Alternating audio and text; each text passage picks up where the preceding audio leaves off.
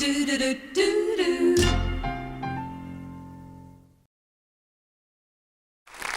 of my next guests, Eileen Caddy, claims that she received a message from God directing her to establish a garden community in a windswept, barren part of North Scotland called Finhorn. 27 years ago, Eileen, her husband and a friend lived in this caravan and began the incredible task of establishing a garden amongst the barren sand dunes. Cooperating with what they called the natural spirits, a sensational garden emerged, complete with cabbages that weighed up to 18 kilos. Finhorn is now an international community, and would you please welcome the lady who started it all, Eileen Caddy, and with her, her Australian director, Craig Gisborne. Eileen. A very, very interesting story. I hope I've set it up correctly, but I'm also sure... 3 children as well. 3 children as well. In a caravan. What sort of a message did you get from God? Well, we were just told to go to this place, and it was a caravan park, the sort of place I would never have chosen to go and live, and with a caravan. Or a trailer, do you call it in this country? I'm not sure. We understand both, but whereabouts and how did the message from God come to you? Oh, it comes from within. And I've been receiving these messages now for about 37 years. And I've lived by them. So it works for me. You actually hear the sound of God's voice? I hear the sound of a voice, and I obey the voice that I hear. What other obedience tests have you been put to by God? Oh, many. Great many obedient tests, because I think there's not much use receiving a beautiful message unless you follow it through. So I've had to just follow it through, whatever I've received. You said 37 years this has been happening. What was the first message you received from God? The very first message was, be still and know that I am God. And then it went on to say that all would be well if I followed this voice. And that's the voice that I've followed ever since. Does your husband hear the same voice? My ex-husband.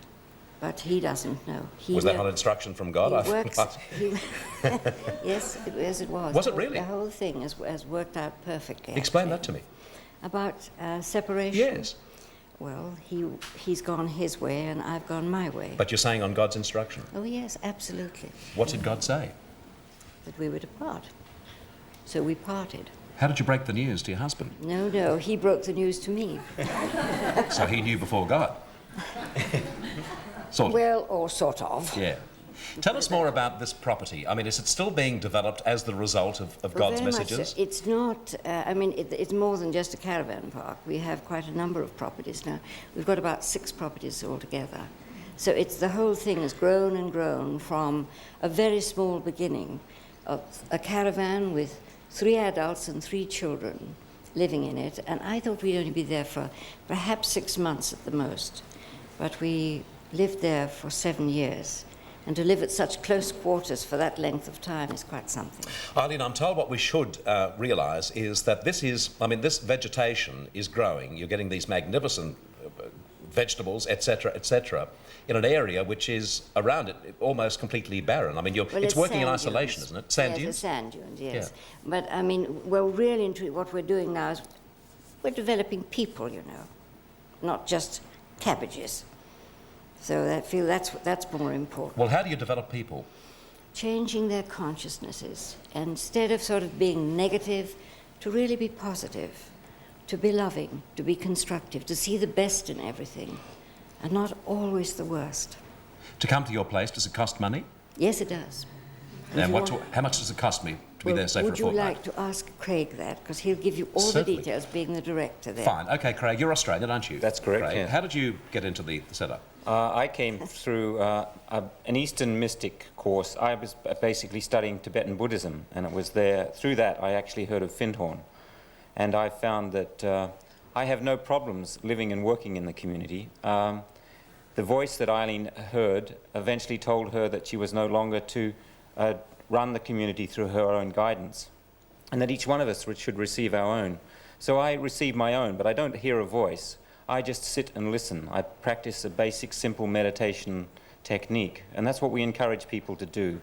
So if you were coming there to actually live and work there for a period of time, we would encourage you to, in your own particular way, give yourself time and space to sit in silence and see beyond the form of what is presented to you within the world at this present time, particularly our material Western society.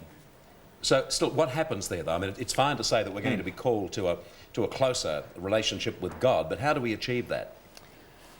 We would give you lots of different experiential techniques, meditational courses, healing courses, time to work in the garden, space to actually move outside your normal way of acting, because most of us seem to act much more from a logical, progressive, linear way of thinking, and we actually try to get you inside yourself and listen to what is meant to be happening inside instead of outside.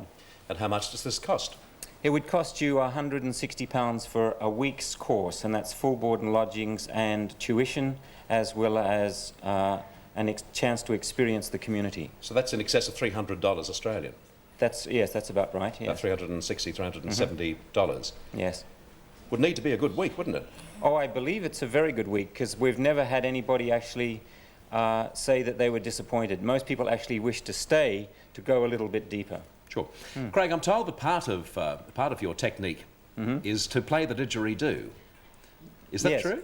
Well, I actually use it to help people get in contact with nature and to hear the deeper voice within the planet. Not Don't you just use it in also nature. as part of your meditation? Yes, I do, yes. Can you play something for us since you brought it on? Oh, of course I can, yes. Love to hear it. Okay. Thank you, Craig. I'd just like to dedicate it, though, to the Australian Aboriginals, because Certainly. it is their sacred instrument. Right. But you may hear something of the depth and wisdom within this planet through the didgeridoo. Thank you, Craig.